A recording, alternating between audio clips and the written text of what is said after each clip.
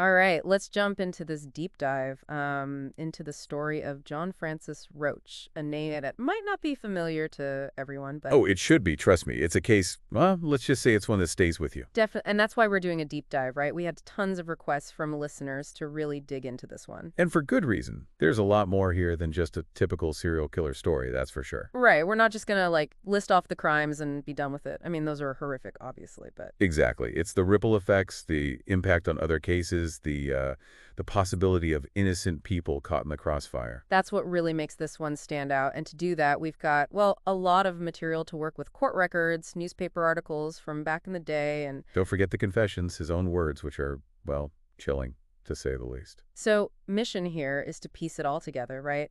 Not just the what, but the why it matters, even decades later. And maybe, just maybe, by understanding this case, we can learn something about ourselves, about how we seek justice, you know? Okay, so first things first, who was this guy? John Francis Roche, born in 27, grew up right here in New York City. But not the New York you and I might picture poverty. I'm talking real hardship. An alcoholic father, abusive too. And a mother forced into, well, let's just say she did what she had to survive. Prostitution, that's the kind of environment we're talking about Roche's early life. In and out of institutions, reformatories, the whole nine yards. You know, that makes you think, right? Like, are these places helping or actually making things worse? It's a question worth asking, for sure. I mean, are we sometimes creating the very monsters we're trying to stop? Heavy stuff, I know. No, you're right, and it's important we don't shy away from that. But, gotta be clear, none of that excuses what he did. Not for a second. Absolutely. Understanding is one thing, justifying is something else entirely. So let's look at his rap sheet. Early on, it's petty stuff, theft, kid stuff, but then it escalates. Armed robbery. And then in 52, there's this murder case, Josephine Brown, found strangled in Queens. And for that, another guy, Oliver L. Freeman, was convicted, got the nickname the Batman. Pretty scary dude. Yeah, but here's where it gets really messed up. Years later, John Roche, he confesses to Josephine Brown's murder. Hold on, so the guy in prison, Freeman, he might be innocent. That's the million-dollar question, isn't it? Did the system get it wrong? And if so, how many others? Because there's another case too, right? Paul Pfeffer serving time for killing the sailor Edward Bates in 53. I guess what? Roche confesses to that one, too. It's like his shadow hangs over everything, this sense of what if. Okay, so let's get into the murders that Roach did. For sure, the ones he was actually caught for starts in 53, right? Yep, and it's a horrifying pattern. Rosa Chronic, 85 years old, stabbed during a robbery. Then Marion Brown, young woman, stalked in her own building. Alexander Jablanka, cab driver, stabbed during a fairman. Imagine living in Yorkville back then. The fear must have been unbelievable. Oh, it was a patch. Her papers were full of it. Parents wouldn't let their kids walk alone. Women had to be escorted everywhere. Like, out of a nightmare. And then there's the case that finally brings him down, Dorothy Westwater, just 14 years old. This one, the details are rough, I'm warning you. Attacked leaving for school, dragged under the stairs, stabbed multiple times. And later, he admits to it all, the rape, crushing her skull with a lead pipe. It's just senseless. You know, for a while, the police, they denied there was even a connection between these murders. Didn't want to cause a panic, I guess. But eventually, they had to admit it, right? Too many similarities, too much brutality. And get this, the way they catch him, it's pure luck. A traffic tap, that's it. Really? What happened? Driving erratically, can't produce a license, cop searches the car, finds a bloody knife and a lead pipe, just like that. Oh, wow. So they've got him linked to Dorothy Westwater. And then the floodgates open, the confessions start pouring out. Not just Dorothy, but others too, including those guys already doing time, Pfeffer and Freeman. It's a real mess, this case. Last time we were talking about those confessions and how Roche basically drops this bombshell saying he's responsible for murders that other guys are already in prison for. Yeah, can you imagine? You're serving time convicted, and then this news hits like, what? It's got to mess with your head, right? Like your whole world is already upside down, and then this. And for those guys, Pfeffer and Freeman, it's not just some abstract legal thing. It's their lives, years wasted. Especially Sepher, he was doing 20 years for killing that sailor, Edward Bates. And Roach even said he felt bad for the guy, that they both had tough lives, you know? Makes you wonder about Rose's motivation there, right? Was it genuine remorse? Or some kind of twisted game? Like, was he trying to get attention, be seen as this criminal mastermind, the guy who fooled everyone? It's possible, can't rule it out. Notoriety could be a powerful drug, especially for someone like him. But what did the authorities do? Did they just ignore these confessions? Well, the DA at the time, Vincent Quinn, he tried to downplay it, said only 4 out of the 6 confessions were believable. But come on, the public pressure must have been intense, especially with Pfeffer's case. Oh, absolutely. Calls for a retrial, people demanding justice. It was a huge deal. And logistically, a nightmare, right? Roach is on death row for killing Dorothy Westwater, but now they got to delay things so he can maybe testify in a retrial. Exactly. It throws everything into chaos, and it all leads up to Roach's own trial, which is, well, strange to say the least. How so?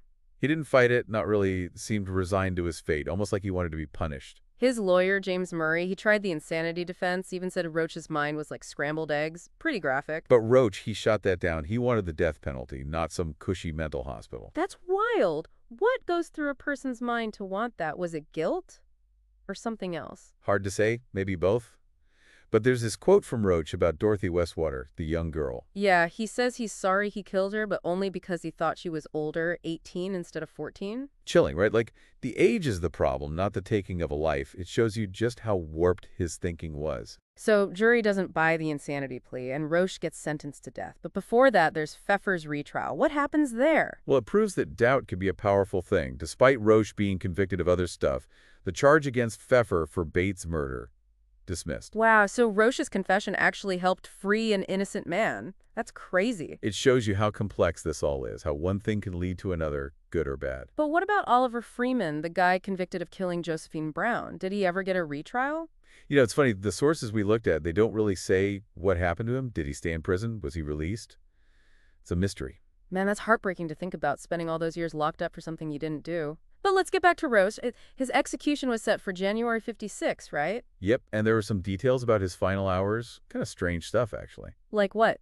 Well, he takes back his confession about killing Bates, says he only said it to help Pfeffer, out of sympathy. Seriously, at that point, why even bother? Was he trying to clear a conscience? Or did he mess with everyone one last time? Who knows? But the night before, he has this huge last meal.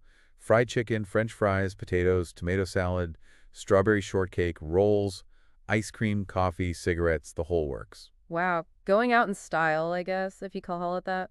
He met with a chaplain, too, but when they took him to the death chamber, no last words, nothing. The electric chair ran for 3 minutes, and that was it. John Francis Roche, the devil of Yorkville, was gone. Just like that, over. But it's not really over, is it? There's so much more to unpack here, beyond just the facts of the case. You're right, we've got the victims, the families, the ripple effects of all this, and then the big questions, the ones that really stick with you. Man, this deep dive into John Francis Roche, it's been intense, to say the least. It's heavy stuff, no doubt about it. And, you know, it's easy to get caught up in the gruesome details, the whole serial killer thing. Right, but we got to remember, there are real people at the heart of this, the victims, the families, everyone affected by Roche's actions. Exactly. We can't just treat it like some abstract crime story. There's a human cost here, a lasting one. You think about those families, especially the victims, their lives were shattered, and the pain, it never really goes away. And then there's those who might have been wrongly convicted because of Roche's confessions. That's a whole other level of awful. Yeah, like Oliver Freeman, we still don't know what happened to him. Did he die in prison? Was he ever cleared? It's haunting, that uncertainty. It really makes you think about the justice system, right? We want to believe it works, but sometimes it makes mistakes, and those mistakes have huge consequences. Roche's case, it really highlights that, the idea that a confession alone could put someone away, even if they're innocent. And it makes you wonder, could something like this happen today?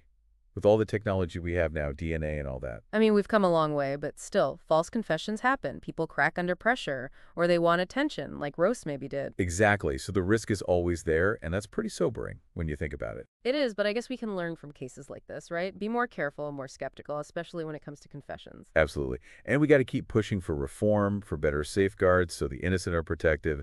That's crucial. Support those organizations fighting to free the wrongly convicted, too. They do amazing work. Couldn't agree more. We can't change what happened to Roche's victims, but we can fight for a system that gets it right, that seeks the truth, no matter what. A system that honors their memory by actually delivering justice. Well said. Thanks. It's been a tough conversation, but an important one, I think. I agree. And to everyone listening, thanks for joining us on this deep dive. It's a case that stays with you, that makes you question things, and hopefully that inspires us all to keep fighting for a better, more just world.